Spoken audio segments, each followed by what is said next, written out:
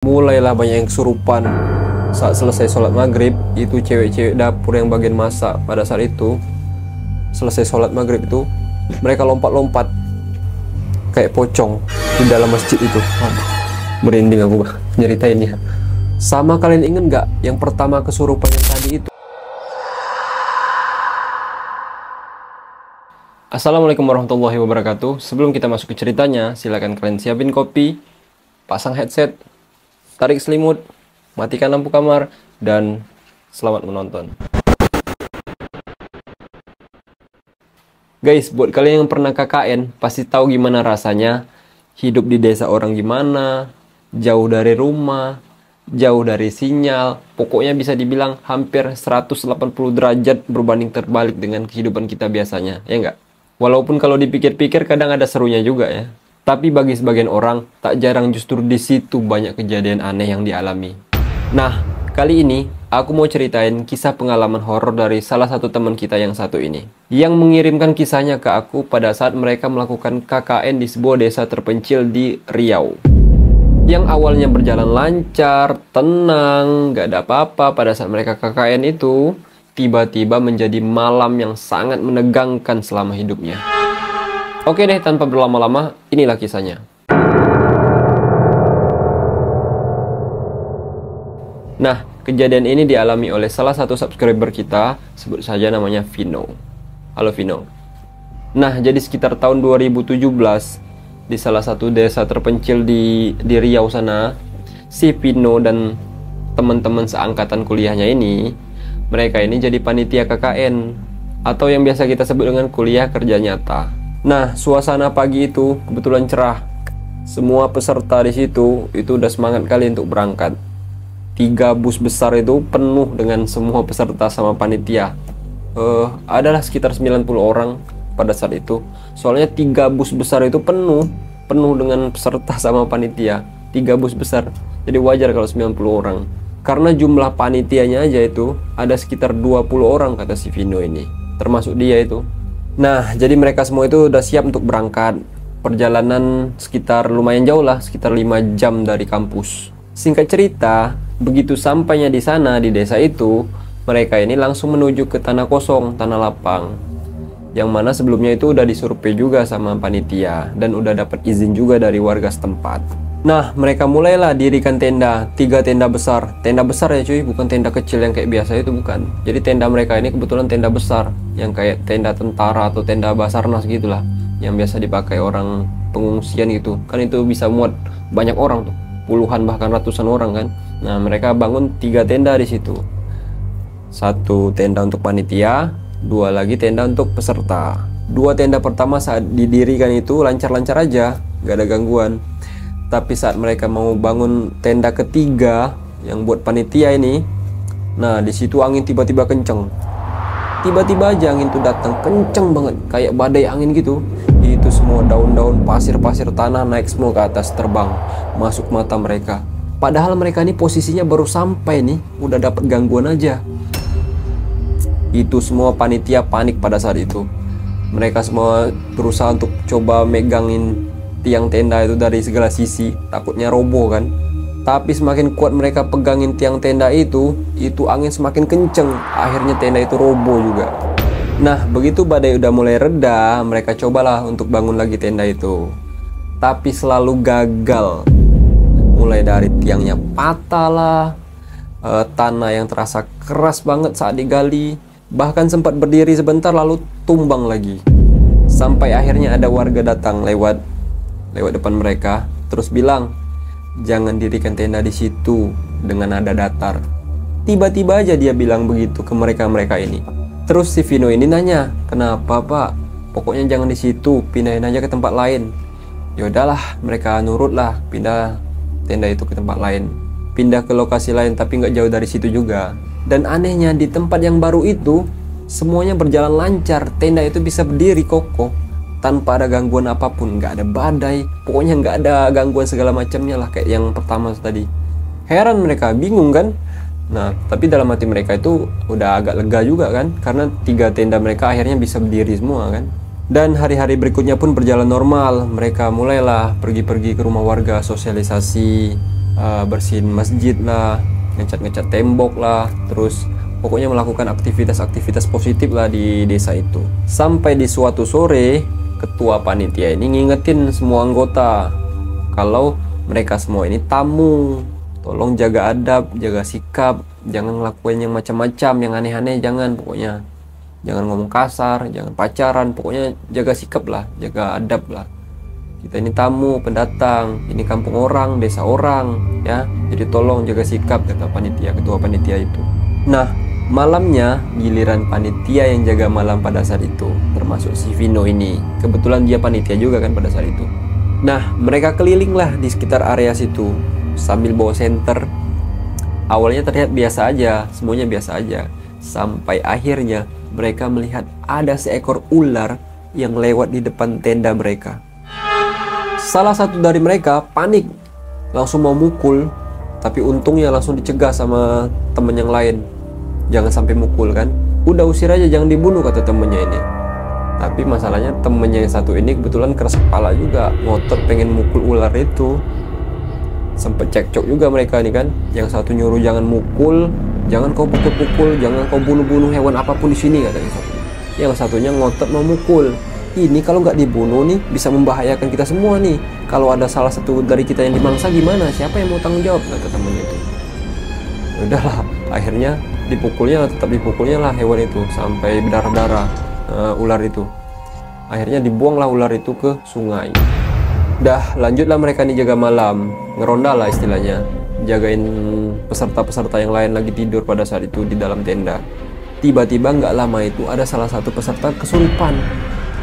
Dia nyanyi-nyanyi dalam bahasa yang nggak mereka mengerti. Kata warga itu kayak bahasa Belanda. Padahal dia ini nggak bisa bahasa itu sama sekali. Matanya itu terpejam, badannya gemeteran, dan mulutnya itu terus nyanyi. Nyanyi kayak lagu-lagu lama gitu cuy. Tahu kan kayak lagu-lagu lama itu kan serem tuh kalau kita dengar, serem kali itu kan. Langsung lah panitia ini baca-baca ayat-ayat suci Al-Quran sambil dibantu dengan peserta-peserta yang lain, bantu megangin tubuhnya, kaki tangannya itu, takutnya berontak kan. Dan di tengah ruqyah itu tiba-tiba ada salah satu panitia teriak histeris. Dia melihat ada bayangan wajah makhluk yang merasuki tubuh peserta yang kesurupan itu. Katanya mukanya itu hancur, rambutnya itu panjang berantakan. Kalian tahu, lidahnya itu menjulur sampai ke dada, matanya melotot kayak mau keluar. Nah, itu nggak kebayang aku gimana perasaan takutnya panitia itu pada saat melihat itu. Pokoknya malam itu seketika jadi mencekam lah. Banyak suara teriakan dari peserta yang ketakutan itu, dan beberapa peserta yang terus berdoa. Dan setelah cukup lama, alhamdulillah, akhirnya semuanya bisa kembali tenang. Tapi sejak malam itu si Vino nih kayak merasa ada yang aneh setiap kali dia melewati area dapur, yang kebetulan area itu bekas tenda yang saat itu nggak bisa didirikan. Dia merasa setiap kali dia lewat situ kayak ada sesuatu yang ngikutin dia. Itu bulu kuduknya itu udah merinding tuh. Aku aja yang ceritain ini aja merinding nih, apalagi dia yang pada saat itu lagi berada di tempat itu. Singkat cerita, hari-hari pun berganti. Kegiatan mereka mulai padat. Satu persatu peserta mulai jatuh sakit karena kelelahan kan. Sampai di suatu sore mereka ini mandi ke sungai. Tapi tiba-tiba mereka melihat ada seekor buaya yang seolah lagi mengintai mereka pada saat itu. Langsung mereka panik, naik lagi ke atas ke darat. Nah, malamnya ada pula yang ketahuan pacaran di dekat masjid. Astagfirullahaladzim. Ditambah kata si Vino ini, ada salah satu panitia yang katanya punya ilmu spiritual. Spiritual. Katanya dia mau ngetes kekuatannya, mau ngadu kodamnya itu sama makhluk yang ada di desa itu. Astagfirullahaladzim, ya Allah. Jadi si Vino ini merasa kayak, apa sih maksudnya dia ini? Takabur atau apa nih? Pengen manggil makhluk penunggu yang ada di desa itu. Wah, cari penyakit. Nah, sejak malam itu si Vino ini merasa kayak makhluk halus penunggu desa itu udah mulai nggak suka sama keberadaan mereka semua di situ. Terutama sama mereka yang ketahuan pacaran pada saat itu, yang nggak bisa jaga etika. Mulailah banyak yang kesurupan. Saat selesai sholat maghrib, itu cewek-cewek dapur yang bagian masak pada saat itu, selesai sholat maghrib itu, mereka lompat-lompat kayak pocong di dalam masjid itu. Merinding aku nyeritainnya. Sama kalian inget nggak yang pertama kesurupan yang tadi itu, dia juga kesurupan lagi. Tapi kali ini dia nyanyi bukan cuma bahasa Belanda, semua bahasa, dari bahasa Latin, Spanyol, entah apalah, semua bahasa kayaknya diucapinnya semua. Dan yang lebih parahnya lagi, kata si Vino ini, ada salah satu peserta perempuan yang kesurupan juga pada saat itu, yang mana wajahnya itu cukup cantik, kata si Vino. Kata si Vino loh ya, bukan kataku. Aku nggak lihat soalnya.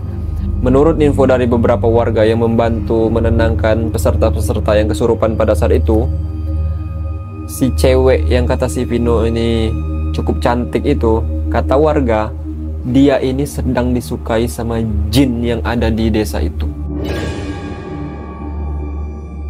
Maksudnya ada jin yang suka sama perempuan itu. Waktu di ruqyah itu, dia ini ngamuk sejadi-jadinya. Menurut info dari si Vino ini, kebetulan waktu itu kan Vino ini ikut bantuin juga megangin kaki dari perempuan ini.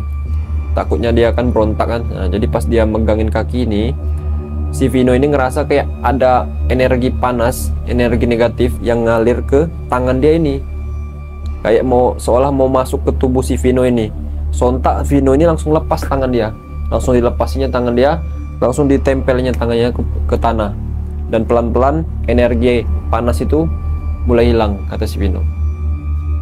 Dan gak lama itu alhamdulillah semua peserta yang kesurupan pada saat itu perlahan udah mulai sadar, termasuk perempuan yang katanya disukai sama jin itu. Beberapa jam kemudian dia ini kesurupan lagi beserta 3 temannya. Jadi total kali ini ada 4 orang yang kesurupan. Akhirnya panitia yang punya ilmu spiritual itu pun coba untuk ruqyah lagi. Tapi tiba-tiba dia ini terdiam kaku, kayak patung gitu, dan gak ngomong apa-apa. Begitu juga dengan perempuan yang kesurupan ini, dia sama-sama terdiam kaku, mereka berdua ini gak bergerak sama sekali, kayak patung gitu. Dan itu berlangsung berjam-jam. Udah dicoba goyang-goyangin badannya sama si Vino ini, sama warga-warga, sama beberapa peserta juga di situ, goyang-goyangin badan mereka ini, dibangun-bangunin, tapi nggak ada respon sama sekali. Ternyata menurut pengakuan temannya si Vino yang panitia yang punya ilmu spiritual ini, saat mereka terdiam kaku itu, mereka ini lagi bertemu di alam lain, entah alam jin, alam goib, atau dimensi apa nggak tahu juga. Dalam penglihatan temannya ini, jin itu mencoba untuk membawa ruh cewek itu ke dunia mereka, naik ke sebuah tangga panjang yang mana seperti nggak ada ujungnya. Itu anak tangganya itu banyak sekali. Kayak dia ini pengen cewek itu ikut naik juga, tinggal di alamnya selamanya. Tapi si panitia ini terus coba untuk tarik balik. Jadi terjadi semacam tarik menarik gitulah antara dua dunia. Dan dia juga sempat bilang ke makhluk itu, lepaskan dia, katanya. Kalian itu hidup di alam yang berbeda. Kalian nggak akan pernah bisa hidup dan tinggal bersama. Dan setelah itu cewek itu pun jatuh pingsan. Lalu keduanya pun sadar secara bersamaan. Kata panitia itu, kalau seandainya tadi itu dia gagal narik balik, bisa jadi cewek itu bakalan jadi mayat hidup. Jasadnya masih bernafas, tapi ruhnya ini udah nggak ada lagi di tubuhnya. Ibarat kayak orang sakit, koma gitu maksudnya. Dan saat mereka sadar, si panitia ini langsung coba nanya sama pemuda desa di situ. Katanya di desa ini ada nggak tangga yang anak tangganya itu banyak, yang mana di kanan kirinya itu ada tiang besar, dan di depannya itu ada sajen warna kuning.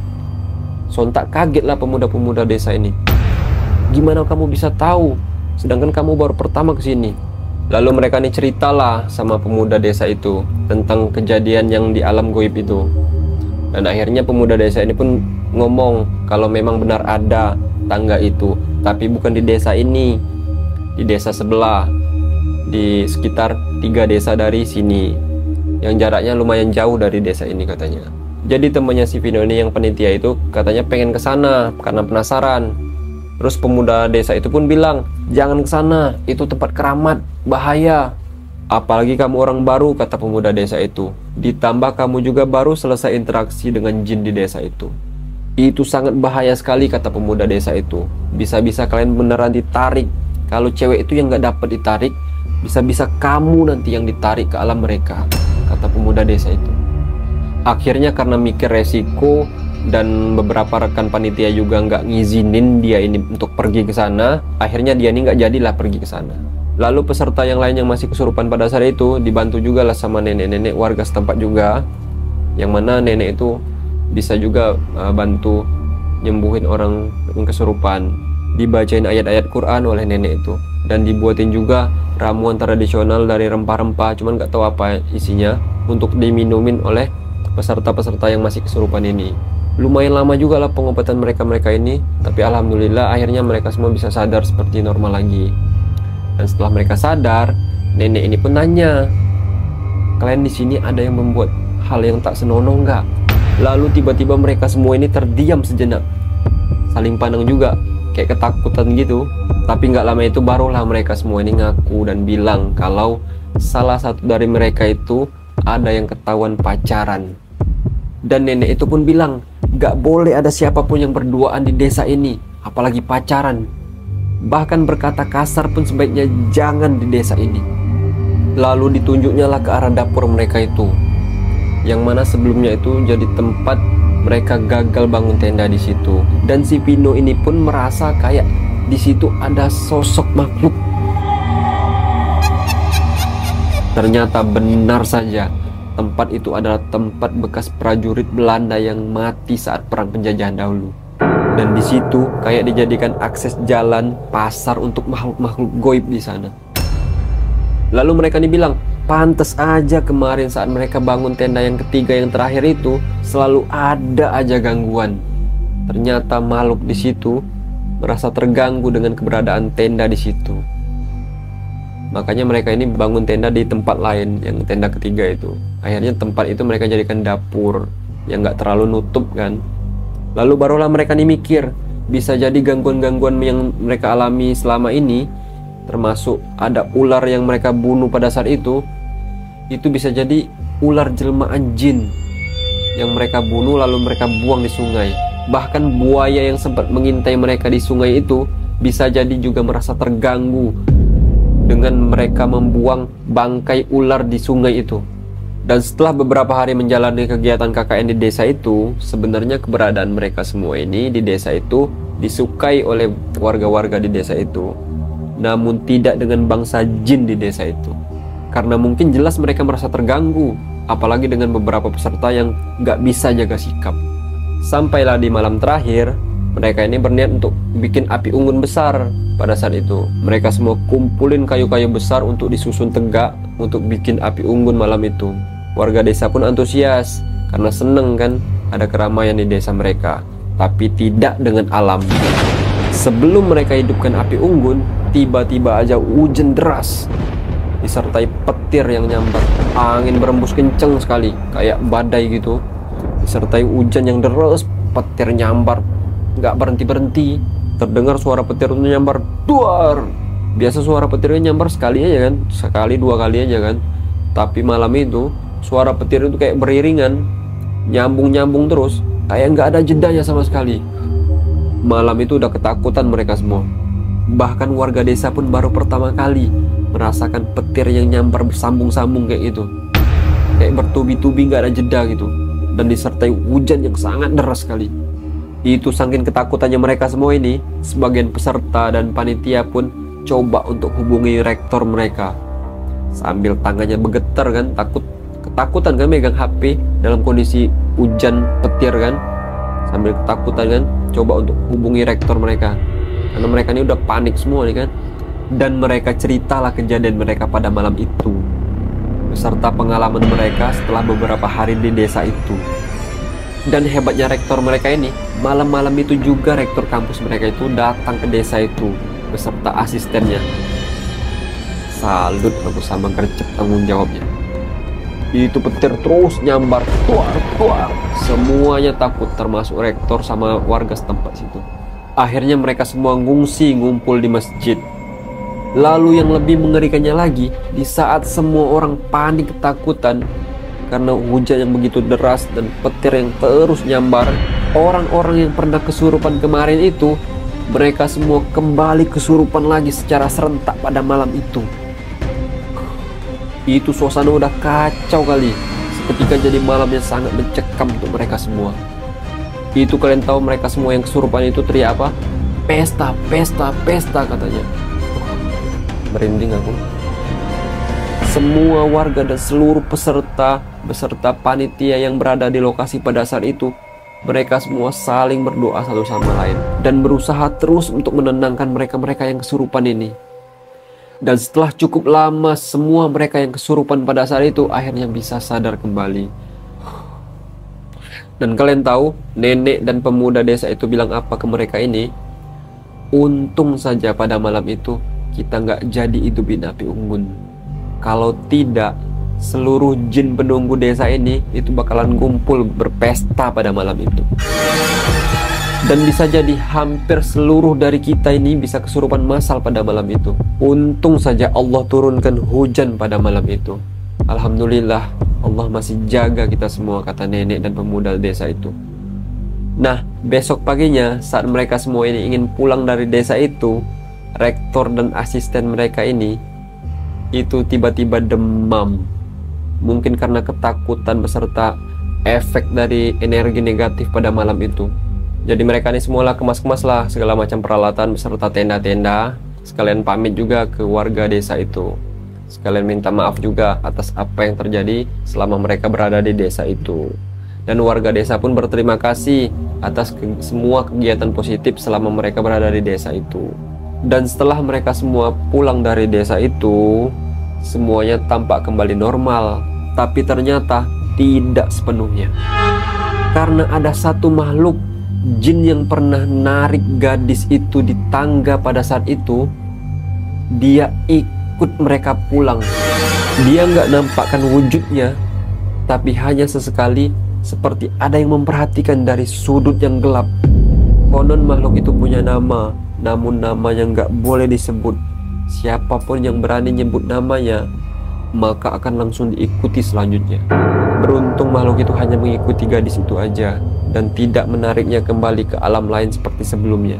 Dan setelah beberapa bulan, sosok itu pun perlahan menghilang. Entah kembali ke asalnya atau kembali ke desa itu lagi, entahlah. Menurut kalian gimana? Apa yang terjadi sebenarnya?